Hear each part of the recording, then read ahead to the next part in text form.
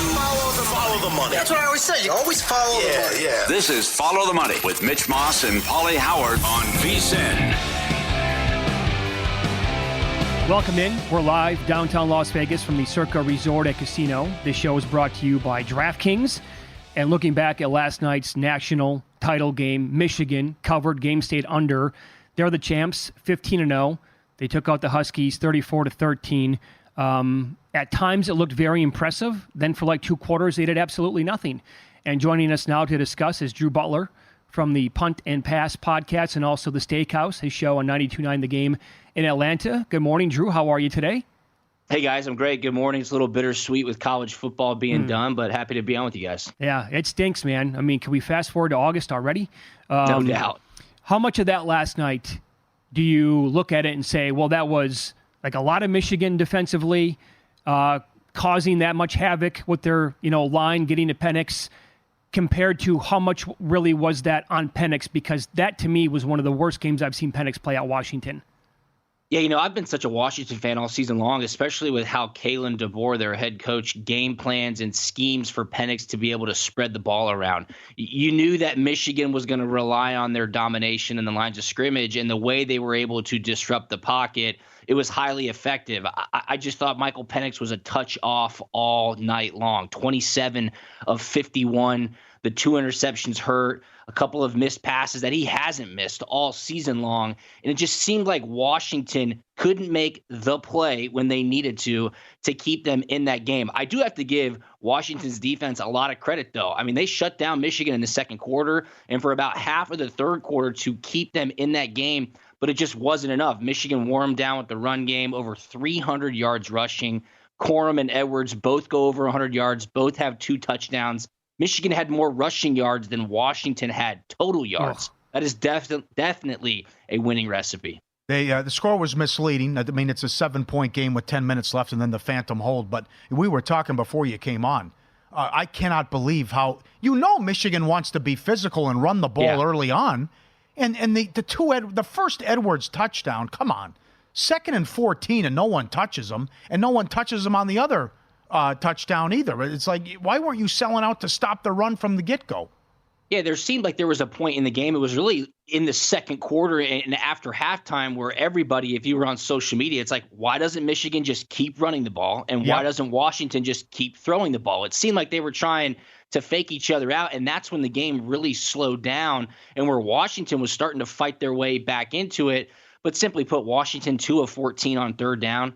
Those turnovers were costly. They couldn't stop the run game. It was just not what they needed to do to go in there and win the game, and especially with the way Michigan approached it. You cannot hang in there against an opponent like Michigan when they're just waiting to get to the fourth quarter, and that's exactly what happened last night. Do you think Penix, this is going to be a very popular conversation today, do you think Penix hurt his draft stock at all last night? And are you buying J.J. McCarthy as like a middle of the pack first round guy? I don't see that at all, but they got him in mocks going like in the top 10. I think the intangibles that J.J. McCarthy has is probably the most intriguing for any NFL team or GM or personnel guy.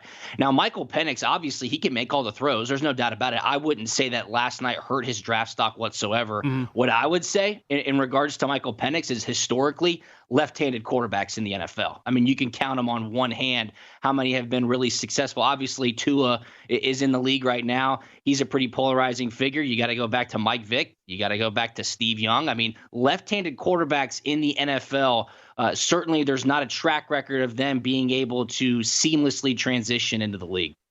What would you do if you're Harbaugh? It'd be a great way to go out. You beat Ohio State again. You win it all. You got the NC2A coming. The NFL can throw you a ton of money, not to mention now with college football changes. You play Texas, USC, Washington, Oregon, and Ohio State next year. With him hiring Don Yee as his agent, it seems like, and also like Adam Schefter. Adam Schefter's been all over it saying he's going to go to the NFL. And Adam Schefter's a Michigan man as well. It's not like he's just starting rumors. I think Jim Harbaugh, with the openings in the NFL right now, notably Las Vegas, the Los Angeles Chargers, I'm down here in Atlanta. They're in the market as well. I think Jim Harbaugh, looking at the opportunity that he has to get back into the NFL and go chase a Super Bowl, which is ultimately, I think, what he wants to do, he's going to have his choice. And I think the timing is perfect. You did everything you possibly could at Michigan. You got your alma mater that national championship. Go get back in the league. And college football is changing big time in 2024. Absolutely. Well said. And how do I love this, and I can't wait for next season. I would have loved to see how a Missouri or an Arizona was going to do, as they were so hot down the stretch. How do you feel about this now as we go to 12 teams? And as Mitch said, we're going to have maybe 3 or 4 lost teams get in. Yeah, absolutely. And it's fascinating because that first round, the quarterfinal round, is right before Christmas. I think December 20th Correct. Are those on-campus quarterfinal games. So that's going to be awesome. Now, as that relates to the transfer portal and early signing day, that's way over my head. These college coaches are going to be absolutely spinning their heads off their bodies because there's going to be so much going on. But when you talk about those teams like a Missouri or like an Arizona that finished the season so well, and Noah Fafita was playing great, and Brady Cook and Cody Schrader at Missouri, they had a certain brand of football where you're sitting there going, man, I'll take these guys any week, especially outdoors in some elements. It's going to be awesome, and especially for a team like Georgia, my alma mater, who the committee had at number 6 in the last rankings. I think they would have done pretty well to fight for that 3rd straight national championship. So it's going to open things up, and I think it'll be really exciting for the college football fan. Drew, when you look at the odds for next year, now here we are. It's one day after the game was played. I get that. But it was last year around this time. In fact, it was January 10th when I saw tickets from the audience here who pay attention and watch, follow the money every single day. They were sending tickets on Washington at 100-1. Yeah. When you look at the odds board, does anything catch your eye, or is it just because of how the sport is changing and the portal and everything, you have to wait a little bit longer to really make a bet? If 12 teams are getting in next year, you would obviously want to see what some of those long shots look like and who might get hot later on in the season. I'd look towards the late season schedules as well. I mean, going back to Georgia's schedule next year is brutal. Yes, it is. At Alabama, at Texas, at Ole Miss. Ole Miss has done a lot in the transfer portal. And of course, you have all those SEC games as well. So can you get through the attrition of the injuries? Who do you play late in the season? But the value would be those teams who are going to get really hot 10, 11, 12, like in Arizona this year. I mean, I loved what Jed Fish and Noah Fafita were doing down there. That was a really exciting brand of football. And I would think that you could definitely find some intriguing tickets of those teams who are going to get in, and they're going to have a lot of momentum to make some plays towards that national championship. Mitch tweeted this on Sunday, who was the most disappointing team in the NFL. I said Jacksonville. You said the Falcons. How about where you're at in your backyard about what they're going to do now? And a book in faraway places has Belichick, the favorite, to be the next coach of Atlanta. I've never seen the Atlanta Falcons fan base so angry. And now it's turning to apathy because, simply put, guys, this was just a wasted season. The NFC South, historically the worst division from a winning percentage perspective. The quarterbacks that they lost to, Josh Dobbs beat the Atlanta Falcons after having been with the Minnesota Vikings for 48 hours. Kyler Murray beat the Atlanta Falcons in his first game back. Will Levis, his first ever start, beat the Atlanta Falcons. The Falcons lost to bad teams. The Falcons lost and got blown out in 2 road games back-to-back with playoff hopes still on the line, Chicago and New Orleans. The Falcons lost to Carolina, the worst team in the NFL. It was a wasted season. I think Arthur Smith hitching his wagon to Desmond Ridder was the ultimate nail in the coffin. And now the opportunity for Arthur Blank, Rich McKay, and Terry Fontenot to go hire a head coach and tell that head coach you can go get the quarterback you want if that's what they choose to do. I think it all depends on the plan that the Atlanta Falcons organization has. Is it we need to win in 2024, or is it we're going to go hire somebody new and allow them to develop a 3 to 4 year plan? Because if it's me, guys, I look at the opportunity to get somebody like Jim Harbaugh, to get somebody like Justin Fields, pair them up. And I think 2024 is really intriguing for the Falcons almost immediately because I'm not scared of Baker Mayfield, Derek Carr, and Bryce Young. I think you have to get a coach with NFL experience. I think you have to get a quarterback with NFL experience. You pair those two together with what the Falcons have on the roster. I think it's a pretty intriguing hire. So you think the best move would be a Justin Fields, kind of a move for him in the offseason, as opposed to they're picking 8th in the draft, as opposed to maybe taking a Penix or another quarterback there? I would say this. I think the Falcons definitely have to draft a quarterback of the future. But if you look and see who's available, Justin Fields, hell, I'll go Kirk Cousins. What about Russell Wilson? just somebody with experience to help lead this team, pair them with a coach that has experience as well. And I think you have a really solid roster heading into 2024. Yeah, they disappointed, man. Again, with 3 years now under Arthur Smith, 7-10 every single year, and they picked 8th in the draft every single time. Come on. They never had a 3-game win streak under Arthur Smith, and the offense never scored 30-plus points in a game under Arthur Smith. That's the truth. The offense. We went back and forth on this earlier. Pauly said Chargers' most appealing job opening. I can buy into that. I can also buy into this team. I can buy into Atlanta being the sexiest job opening right now. The NFC South is wide open. Yeah. And I think that's the biggest thing. If you look at the defensive talent that they acquired in free agency this offseason, they've got a good offensive line. You've got some young talent at the skill positions in offense. Just tell this head coach you can go get your quarterback and hopefully let them run the show. Great spot as always. You can follow Drew on X. He's at Drew Butler. His podcast is called the Punt and Pass Podcast. Also hosts the Steakhouse on 92.9 The Game in Atlanta. Thanks, pal. We appreciate it. Thanks, guys. Yep. Thank you. Okay, so a lot to unpack from that conversation there with Drew Butler. When you look at the overall schedules, he's right. Georgia's schedule is a monster. Bama's schedule is just insane next year. That's why some of these teams, it's going to be inevitable. 3-loss teams will get in. Pauly, the more I think about it, the more I think Utah out of the Big 12. Why not?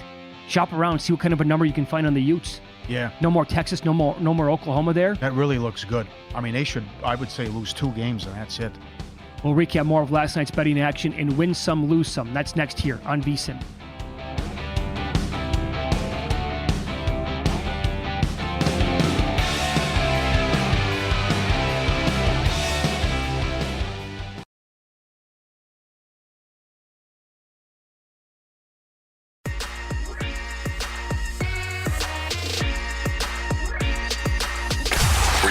Last night? Wow, winning. Or was it a rough one? Well, they can't all be winners, can they? Loser! You're a loser! Pauly Howard recaps the night in sports betting in Win Some, Lose Some. All right. Well, the books took some sharp money on Michigan, but the books win because of all those big Washington futures. In any event, Edwards' first touchdown of the game, 16-1. Edwards to score 2 touchdowns, 11-1. To score a single touchdown was 6-1. Corum, anytime touchdown, opened 220 here at Circa, got up to 450. I saw 1,100 at another book, and no was not offered. Well, remember I brought that up yesterday, too, about him scoring 2 touchdowns? Yeah, plus 110, what is it? Then we saw the odds were like, yeah, right. Yeah, maybe not. So if you bet it, I guess congratulations on it getting there. But yeah, to win MVP, he was 4-1. And what do you think of that? I agreed with it. 130 yards, 2 touchdowns. I thought, no offense. Who knows what Edwards gets if Edwards gets all the carries. I thought Edwards was absolutely the MVP of the game. Michigan from 4 up to 5.5. Michigan alt line minus 10.5 plus 180. Michigan Washington under 50.5 plus 160. Michigan to win by 17 plus 375. Penix under 1.5 touchdowns plus 165. Jazz money line plus 285. What were they up 30 on the Bucks? Yeah, 31 at halftime. Whoa. Bucks cut it to 10 to go to the fourth quarter. Was Lillard watching the Washington game? I mean, Lillard didn't play. I think he was shining their shoes, actually. Yeah, right. Because he gave them all his new brand of shoes before the game last night. Jazz plus 11.5 down to 8 as well. Subscribe, be part of the team, vsin.com. Our radio and podcast friends, you always want to see these tweets and videos. How about 3 dogs on a bike? How about this? Look at this. You got the kid, 3 on a bike, 2 dogs. The kid in the middle, you got the puppy on her back, and you have the other dog on the handlebars. Oh, you got the little guy in the basket. Yeah, it is. Yeah, there it is. Got the little guy in the basket. Is that too. it? There you go. Mean, 4. You got some room for more on there. 4 on a bike. That is awesome. Look at the little guy. I missed him. Peekaboo. There you go. And the guy hanging on the back. Yes, well, that's how you do it. That's excellent. Congratulations to Paul Giamatti. Fantastic actor. Great on Billions. Phenomenal in Howard Stern's movie. The list goes on and on. He won a Golden Globe Sunday night. And then he goes out. How does he celebrate? In-N-Out burger. How about that? And there it is. He got a double-double there? Animal style? Like he's got the tux on and everything, hanging out. Imagine you're in and out late night, and there's Giamatti. He's got the Golden Globe. Now the other thing. That's I love that move. Yeah, what a power move. You see who he's dating? No. He's dating the dominatrix from Billions. She's an actress, but she was the dominatrix on the show Billions. I wonder how that goes for him. I did see this about the guy. I love Paul Giamatti. I think he's a fantastic actor. This was taken off, I think it was on X or Instagram. Somebody said, it's unfortunate that he's been typecast. And they said, whatever this show was in that he did, I didn't see it. He's the same character in this show that he was in Sideways. He's always the same guy, which he's too good. You need to give him different roles. Oh, he's great, no doubt about it. How about a jackpot? Nappy sent this in. Nappy 420. Did he tell you where this was? I never. He's playing the only game in town, Ultimate X. Quarter triple play. He gets dealt fours and a kicker. Multipliers, the one on the bottom is 8 times. That's $5,000, folks. Here's the feeling good all the time. What a hit. Dealt to you. Piece of cake, triple play. That is beautiful. And one lose some. On the day the Ravens put the non-exclusive tag on Lamar Jackson, 5 teams immediately came out and said not interested. 4 of them fired their coaches. Atlanta, Carolina, Washington, and the Raiders. Oops. Yeah, MVP, 1 seed. Okay. You're looking for a betting edge to the NFL playoffs and Super Bowl, we have you covered. Become a VSiN Pro subscriber today. Get the daily best bets with the leaderboard to see who has the hot hand. Betting splits to show you where the money and bets are moving every game.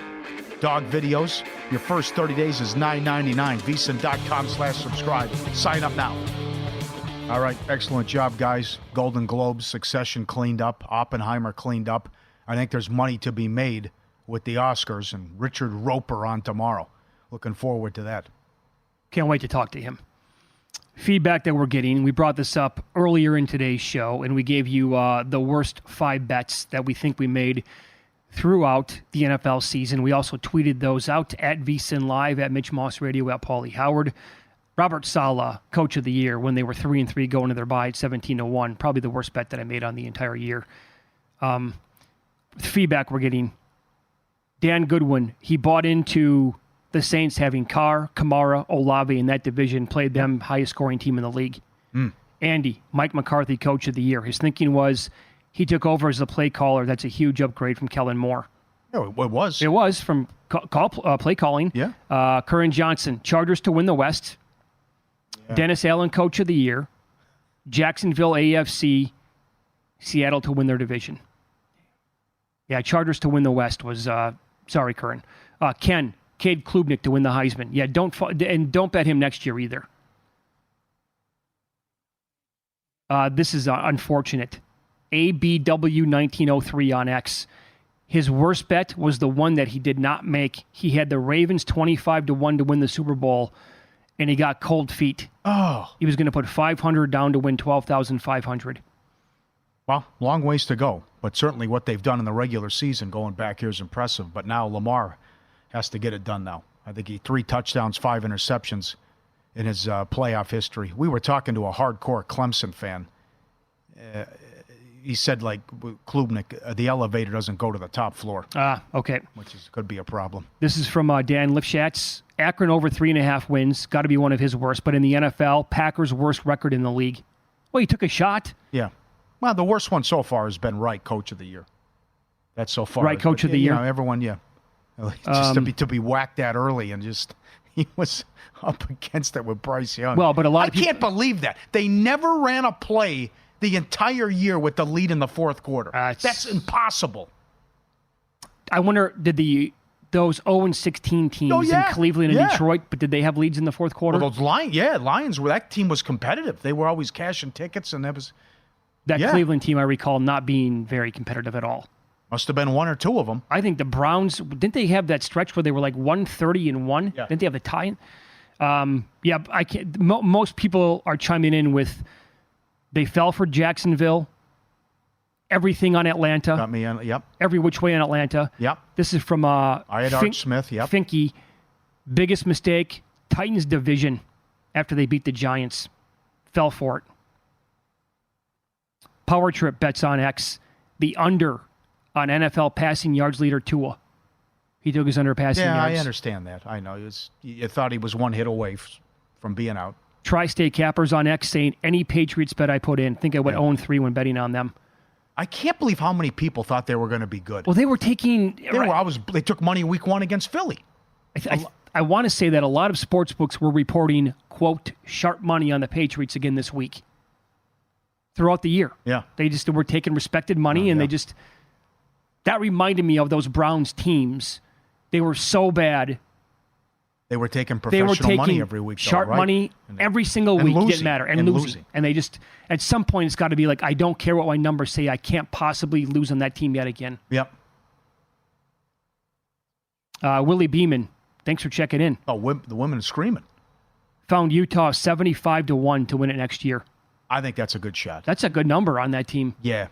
Good coach, quarterback coming back. Fantastic coach. That conference was lousy. Did really well. That guy has done like exceedingly well in the Pac-12. Pac-12 is bigger than what the Big 12 is going to be. Uh-huh. No more Texas, no more Oklahoma. You got to put up with K-State. Arizona's going to the Big 12, but are they going to have are they going to be able to repeat what they did last year? It's a game changer now. It's like the yes/no playoff props. What's that going to look like? And now that we're going to get 12 teams in this thing, who knows? By the way, two of the guests that we had on last week getting their thoughts on the national title game. Brad Powers was all over Michigan. Good job by Paul Stone. Paul Stone nailed his 2 props that he liked. Yep. He had Westover with the receiving yards. That, by the way, that prop moved. When he came on last week, I think he gave out 24.5. I saw as high as 32.5 before game time last night. That went over. And then he also liked McCarthy rushing. And I know a lot of people were screaming, like, we need more runs from McCarthy. Where are they? And then finally he just made that one play happen. And that was a huge play. They were going to have to punt from their own territory. Huge. There were so many. It was a bad football game, but there were so many big plays that happened in it. Yep. Or potentially big plays that didn't happen. I mean, how Penix missed Odunze there for the touchdown. Easy throw. Oh. It was too much backpedaling, though, as well. Yeah. Just, backing up, and then letting it go. But you had no rushing attack. Just Johnson getting hurt early, and then you become one-dimensional. He threw the ball 51 times. Right away, 2nd and 14, you're like, maybe they can make him punt. No, Edwards untouched of the end zone. Next drive, well, what's going to happen here? Oh, Edwards again, right in your face. Even an easier touchdown. We'll talk NBA. Tom Haberstroh is going to join the program coming up next. He called his shot for MVP before the season started, and now he's doubling down.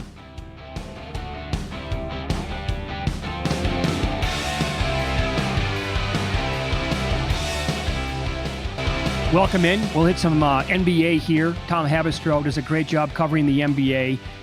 He has a great Substack at tomthefinder.com. I subscribe. Hardcore breakdowns with numbers all the time. Analytics insider for the Trail Blazers, who play the Knicks tonight. More on that coming up in a minute. Thanks for the time, as always, Tom. We appreciate that. I'm glad in your Substack, tomthefinder.com, you pointed out that you made the case for Shai Gilgeous-Alexander to win the MVP before the season started, and you doubled down yesterday. Why are you so high on where we're at in the season with SGA? SGA has been so good on both ends of the floor. He's a guy who's averaging 31 points, 6 assists, 6 rebounds a game. But more importantly, it's the defense that I think people aren't paying attention to. This guy has 24, as of yesterday, 24 more steals than the next highest guy in the NBA. Those are creating turnovers. It's more important, in my opinion, to get a steal than it is to get a block. Because blocks, like let's take the case of Joel Embiid. 40% of Joel Embiid's blocks don't turn into steals, meaning the 76ers only recover 60% of his blocks. So we tend to think of blocks as, oh yeah, that's a turnover. They stop the shot. They go the other way. But Shai Gilgeous-Alexander is turning these defensive plays into instant offense. I looked into the numbers according to Second Spectrum. When Shai Gilgeous-Alexander gets a steal for the Oklahoma City Thunder, the offense in the other direction, they have 142 points per 100 possessions of the offensive rating. That's insane, okay? The average offensive rating in the NBA is 110. They're getting 142 on those plays where Shai Gilgeous-Alexander's stealing the ball from the defense and going the other way in a track meet. He is so good in the open court, and it's almost like with Lou Dort and with Chet Holmgren locking down their guys and owning the paint and owning the perimeter. It's almost like they're having Shai Gilgeous-Alexander be this cornerback, this free safety who's out there hunting for steals and then, boom, going the other way and getting an easy buck. So Shai Gilgeous-Alexander right now at dunksandthrees.com, they have a stat called estimated wins, which is an all-in-one metric that incorporates not just your box score stats, but also your on-court, off-court data. And Shai Gilgeous-Alexander is far and away the best player this season in the NBA. And I think he is the MVP. And I think a lot of people are getting too caught up in the Joel Embiid and Nikola Jokic race. Okay. I think Embiid's going to drop out of it pretty soon. This is great. This is hardcore. This is awesome. Well done. Now, Presti had the quote about we're just having our breakfast right now. They could win the division. They could be a top 3 seed. What would you do if you're running the organization? Do you make a big move? Good point about Dort, too. He's been really improved his shooting. But would you make a move if you're Presti? I would certainly look for it. I would look for the Utah Jazz and Lauri Markkanen, and here's why. He is a star. He started the All-Star game last year, but more importantly, he fits the timeline for the Oklahoma City Thunder. He's 26 years old, so yes, he's a star, but he's also on the younger side going into his prime. And secondly, he has 2 years left on his contract at about $18, $20 million for the next 2 years. That's a bargain. That's half as much as some of the other stars in his caliber are making, sometimes a third as much as a megastar in today's NBA. And he's such a great shooter, playmaker.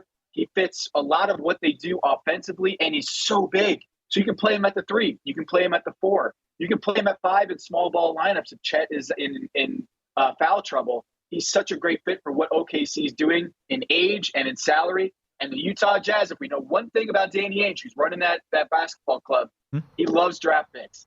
And guess what? Sam Presti has draft picks for days in his cupboard. So I would say OKC, I would bet that they aren't going to make a huge deal. But if they are going to swing for the fences here, I think it's for a guy like Lauri Markkanen, who's in a small market, who's on a team that is trying to rebuild just like OKC. And the Thunder have lots of picks, and we know Danny Ainge loves those.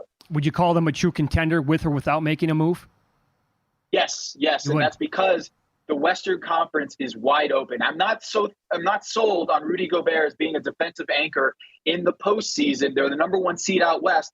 But now with Golden State, Phoenix, the Lakers are floundering. Ja Morant out for the season with a shoulder injury as of last night.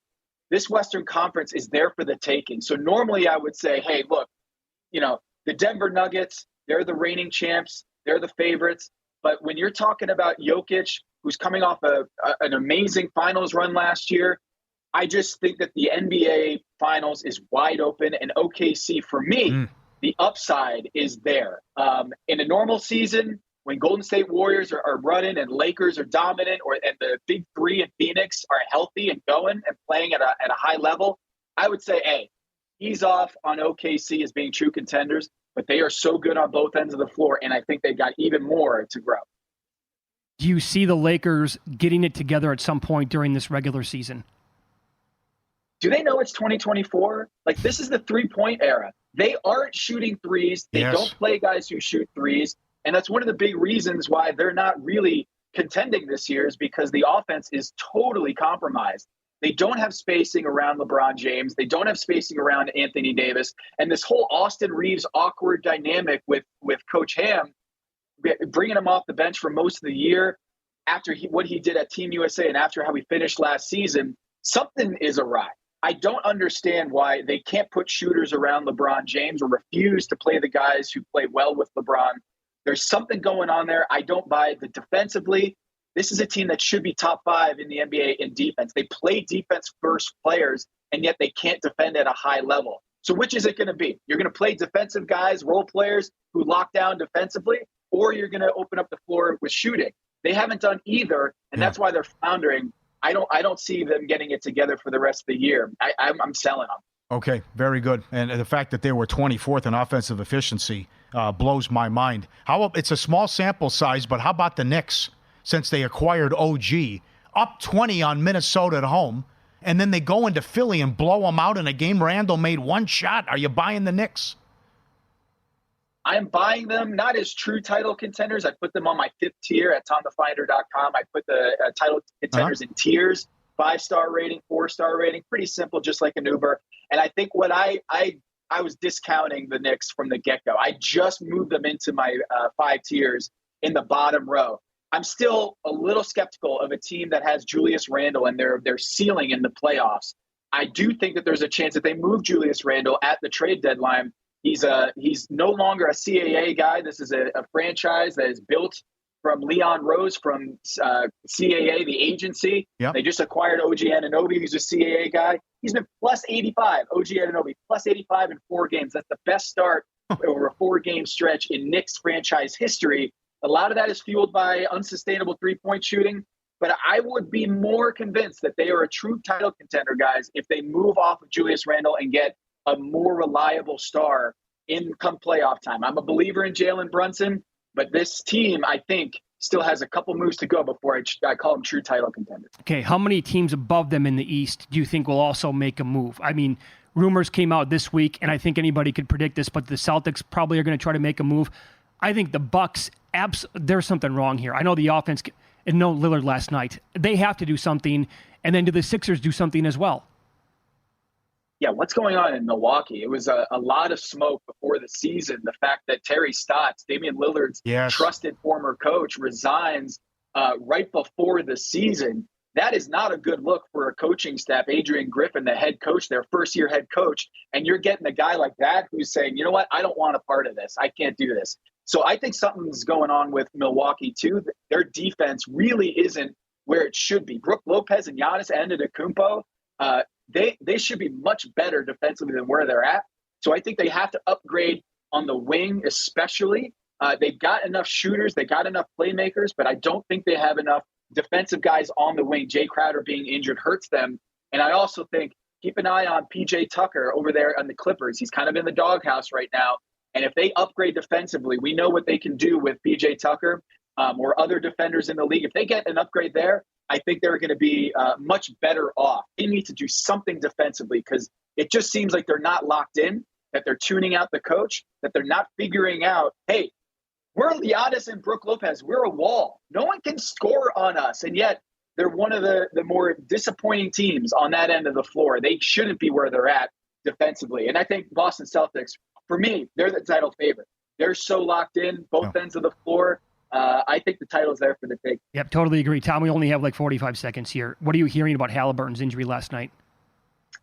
That's scary. I mean, anytime a star player gets carted off the floor, that is scary. But secondly, the way they play, they run track meets every time down the floor. They're the best offense in the NBA for a reason. They get up and down, play 7 seconds or less, the Mike D'Antoni offense under Rick Carlisle. And Tyrese Halliburton, you're not going to rush that guy back from a hamstring injury if he's dealing with an offense that high octane. So I'm a little worried about Tyrese Halliburton and what a season he's had so far. Tom Haberstroh is the analytics insider for the Trail Blazers. Again, they get the Knicks tonight. Also does a great job with the Substack. I subscribe. You should as well. It's TomTheFinder.com. Incredible numbers and research that he puts into it all the time throughout the season. Thanks so much, Tom. We appreciate the time. Appreciate you guys. Have a great one. You too. Thank you. Be good. In-pocket plays coming up and a couple of observations for some college hoops games tonight as well. Go on.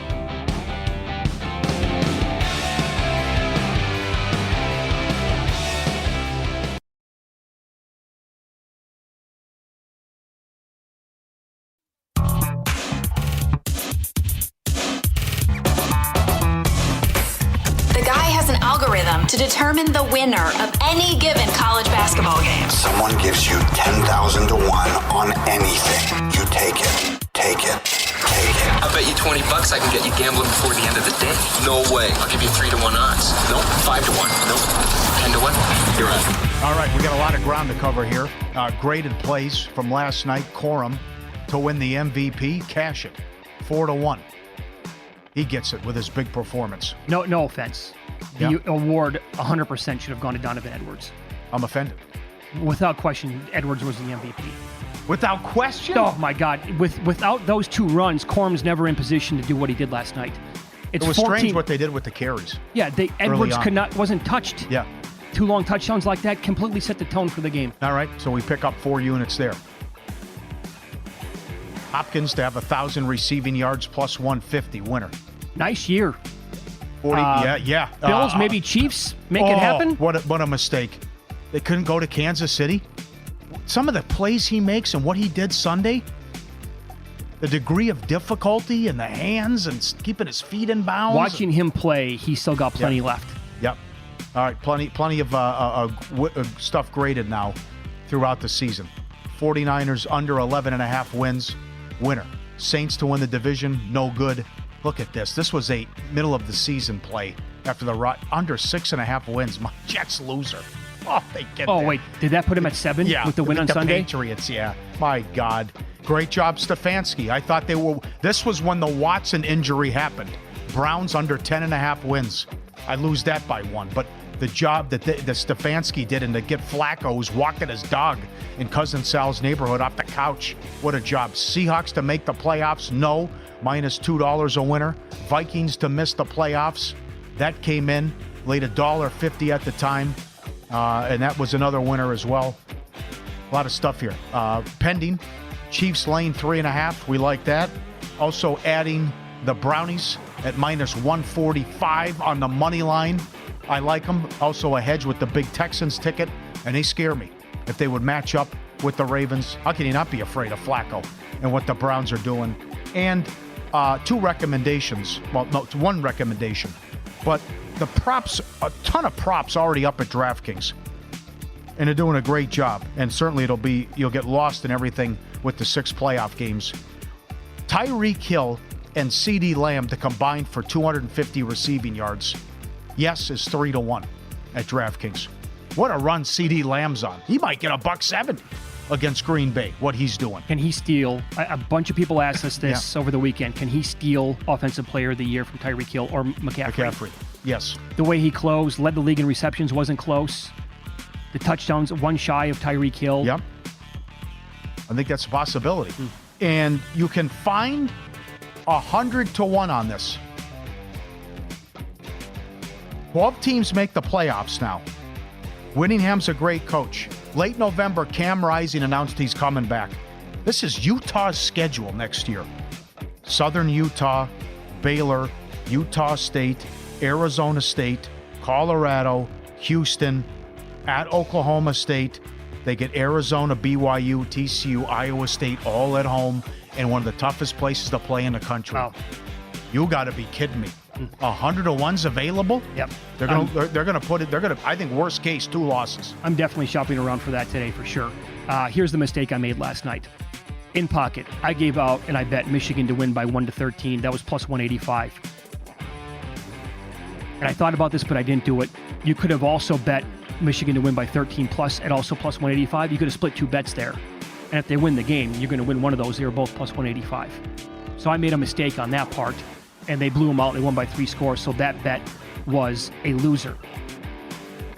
Raiders under 6 wins, plus 185. No good. Seahawks over 8.5 wins, minus 140. Easy. That was a winner. Piece of cake. Now, did you see this one? This one got there. Lamar Jackson, most passing yards. AFC North was 14-1. Come on.